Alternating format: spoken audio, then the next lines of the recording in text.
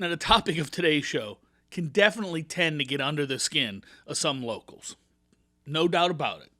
The question is, what's the difference between Cajun versus Creole? Get a cup of coffee, settle in, and we'll take a look at the past to answer some of these hot topics.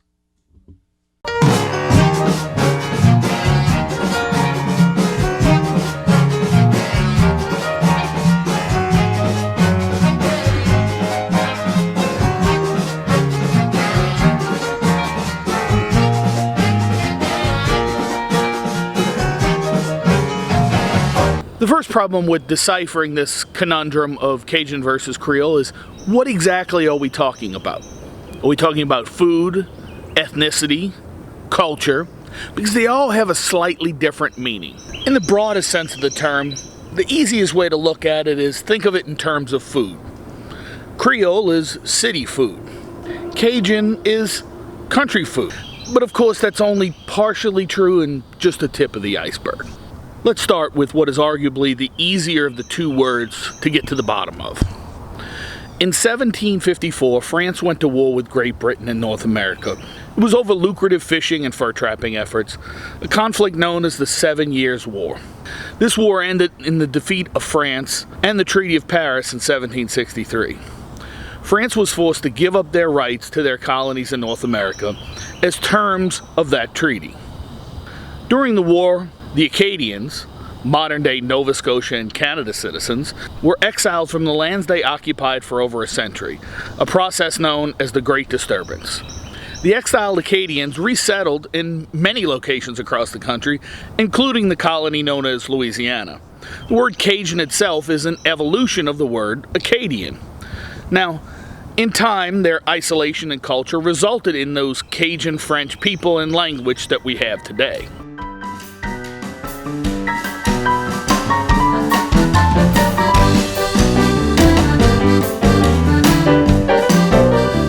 In modern Louisiana, the word Creole refers to any people of any race mixture who are descendants from colonial French or colonial Spanish Louisiana settlers. That is, before the Louisiana region became part of the United States in 1803. Both the word and the ethnic group derive from a similar usage, which began in the 16th century somewhere in the Caribbean. Some writers from other parts of the country have mistakenly assumed the term refers to only people of mixed races or descent. But this is not the traditional Louisiana usage.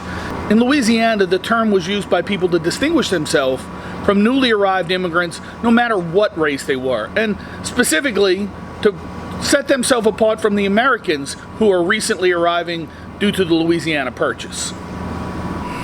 So, what does that mean? Well, there have been French Creoles, Spanish Creoles, even German Creoles. If we take the definition literally, the descendants of those Cajuns are Creoles as well, although I'm pretty sure I'd be starting a fight if I actually used those terms. If you're visiting New Orleans, it's likely your interest is in the edible portion of the culture, so let's see if I can break that down. It's said that a Creole feeds one family with 3 chickens, and a Cajun feeds 3 families with 1 chicken. The cultural difference between the two methods of cooking lie in the fact that Creoles had access to local markets, sometimes servants to cook their food, where Cajuns lived mostly off the land and were subject to the elements of the season and generally cooked meals in one large pot. You'll see more milk, butter, and tomatoes on classic Creole cuisine, where Cajuns will not use very many of those items. It's all about what was available to the people at those times. Today, both the cultural and culinary terms are a road filled with cross paths, dead ends, and landmines. As the people of these two cultures have intermingled over the years.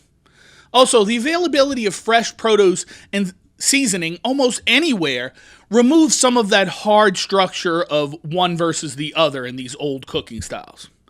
I'll tell you the truth, I stood in a grocery store in South Africa and found Cajun seasoning.